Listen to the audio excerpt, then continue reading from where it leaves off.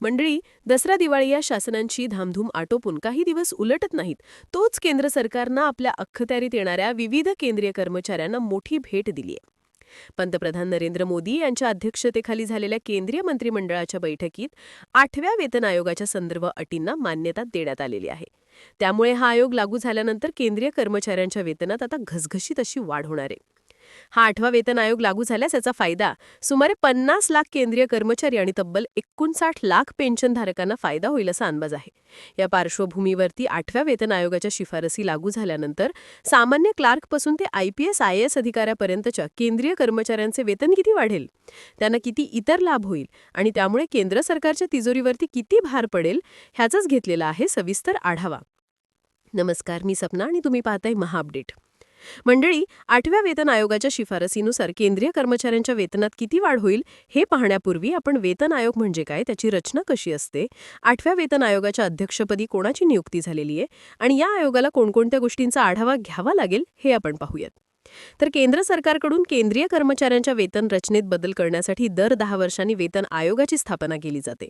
हा आयोग कर्मचाऱ्यांच्या पगारात, भत्त्यांमध्ये आणि पेन्शनमध्ये सुधारणा करण्यासाठी शिफारसी करतो. सरकारी कर्मचाऱ्यांना सन्मानावे जीवन जगता यावं यासाठी त्यांच्या वेतनात योग्य सुधारणा करणं हा या आयोगाच्या स्थापनेमागचा उद्देश असतो. दरम्यान केंद्र सरकारनं काल घोषणा केलेला 8वा केंद्रीय वेतन आयोग ही तात्पुरती व्यवस्था आहे. या आयोगाला एक अध्यक्ष असेल, एक सदस्य आणि एक सदस्य सचिव असेल. या आयोगाची स्थापना जेव्हा होईल त्या तारखेपासून 18 महिन्यात त्यांना शिफारसी सादर कराव्या लागतील. आवश्यकता असेल तर अंतिम शिफारशी सादर केल्यानंतर एखाद्या बाबीवर अंतिम अहवाल देखील त्यांना द्यावा लागेल.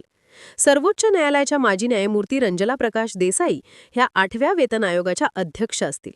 IIM बेंगलोरचे प्राध्यापक पलाग घोष हे अर्धवेळ सदस्य असतील, तर पेट्रोलियम आणि नॅचरल गॅस विभागाचे सचिव पंकज जैन हे सदस्य सचिव असतील. या 8व्या वेतन आयोगाला आपल्या शिफारसी देताना विविध गोष्टींचा विचार करावा लागणार आहे. त्यामध्ये देशातील आर्थिक स्थिती आणि वित्तीय विवेताची आवश्यकता, विकासात्मक खर्च आणि कल्याणकारी योजना राबवण्यासाठी सरकारकडे पुरेशा संसाधनांचा वापर करता येतो का याचीही खातरजमा या आयोगाला करावी लागेल.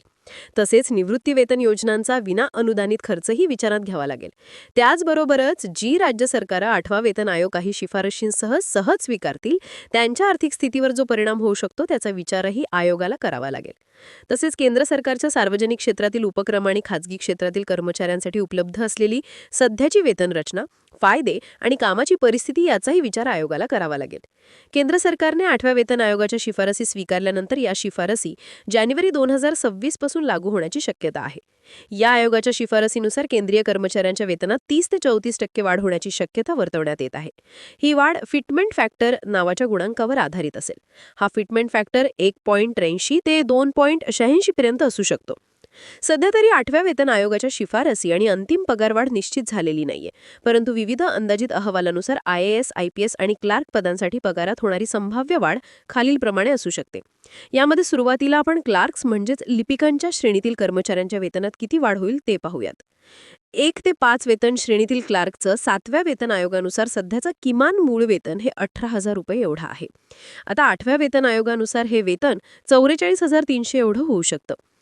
तर लेव्हल 5 मधील क्लार्कचं वेतन हे 29,200 वरून 71,900 रुपये एवढं होऊ शकतं. एकंदरीत क्लार्क आणि तत्सम पदांवरील कर्मचाऱ्यांचे किमान मूळ वेतन 18,000 वरून 44,000 रुपयांपर्यंत वाढण्याची शक्यता आहे. तर 10 ते 18 या वेतन श्रेणीमधील IAS, IPS आणि इतर उच्चाधिकाऱ्यांचं 7व्या वेतन आयोगानुसार सध्याचं वेतन हे 56,100 एवढं आहे. आता 8व्या वेतन आयोगानुसार हे वेतन अंदाजे 1,37,800 एवढं होऊ शकतं. तसेच जिल्हा दंडाधिकारी आणि पोलीस अधीक्षक 12-13 वेतन श्रेणीमधील अधिकाऱ्यांचे 7व्या वेतन आयोगानुसार असलेलं सध्याचं वेतन हे 78,800 ते 1,23,100 एवढं आहे. 8व्या वेतन आयोगानुसार हे वेतन अंदाजे 93,700 ते 3,02,200 एवढं होऊ शकतं. सचिव आणि महासंचालक या 17-18 वेतन श्रेणीतील अधिकाऱ्यांचं 7व्या वेतन आयोगानुसार निश्चित वेतन हे 2,25,000 रुपये एवढं आहे. तर हे वेतन 8व्या वेतन आयोगानुसार अंदाजे 5,53,500 रुपये एवढं होणार आहे.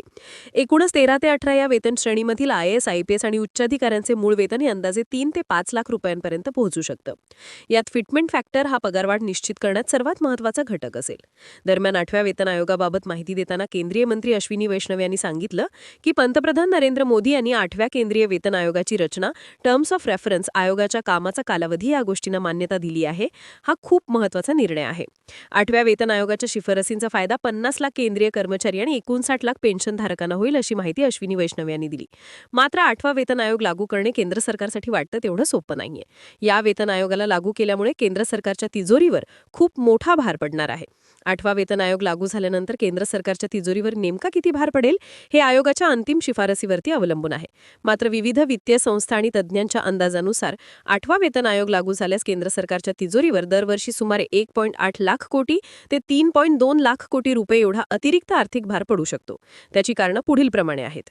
8व्या वेतन आयोगाचा लाभ हा सुमारे 50 लाख कार्यरत केंद्रीय सरकारी कर्मचारी आणि एकूण 70 लाखाहून अधिक पेन्शनधारकांना होणार आहे. या वेतन आयोगामुळे कर्मचाऱ्यांच्या मूळ वेतनात 30 ते 34% वाढ होण्याची शक्यता वर्तवण्यात येत आहे. ही वाढ फिटमेंट फॅक्टरनुसार ठरते, जो 2.46 ते 2.86 पर्यंत जाण्याची शक्यता आहे. याशिवाय नवीन वेतन आयोग लागू झाल्यानंतर महागाई भत्ता म्हणजेच डीए मूळ वेतनात विलीन केला जातो आणि नवीन वेतनावर पुन्हा मोजला जातो. त्यामुळे पडणाऱ्या बोजात अजून वाढ होणार आहे. त्याबरोबरच आयोगाच्या शिफारसी लागू होण्यास विलंब झाल्यास जानेवारी 2026 पासूनची थकबाकी कर्मचाऱ्याला द्यावी लागते, ज्यामुळे एका वर्षात तिजोरीवरती मोठा ताण येऊ शकतो. आता आधीच्या वेतन आयोगाचा अनुभव पाहिल्यास देशात 7वा वेतन आयोग 1 जानेवारी 2016 पासून लागू झाला होता. त्यामुळे केंद्र सरकारच्या तिजोरीवर 2016-17 या आर्थिक वर्षामध्ये 1.2 लाख कोटी रुपयांचा अतिरिक्त वार्षिक भार पडला होता. आता 8वा वेतन आयोग 1 जानेवारी 2026 पासून लागू होण्याची शक्यता आहे. याचा मोठा आर्थिक परिणाम आर्थिक वर्ष 2027-28 मध्ये दिसू शकतो, कारण याच काळात थकबाकीसह पूर्ण वेतन लागू होण्याची शक्यता आहे. आता आधीच मोठ्या प्रमाणात वेतन असलेले आणि महागाई भत्त्यांसह विविध लाभ घेणाऱ्या केंद्रीय कर्मचाऱ्यांच्या वेतनात एवढ्या मोठ्या प्रमाणात वाढ करणं खरोखरच आवश्यक आहे का, याबाबत तुम्हाला काय वाटतं हे आम्हाला तुम्ही कमेंटच्या माध्यमातून कळवा. हा व्हिडिओ आवडला असेल तर लाईक आणि शेअर करा. सोबतच आपल्या महाअपडेट या YouTube चॅनलला सबस्क्राईब करा.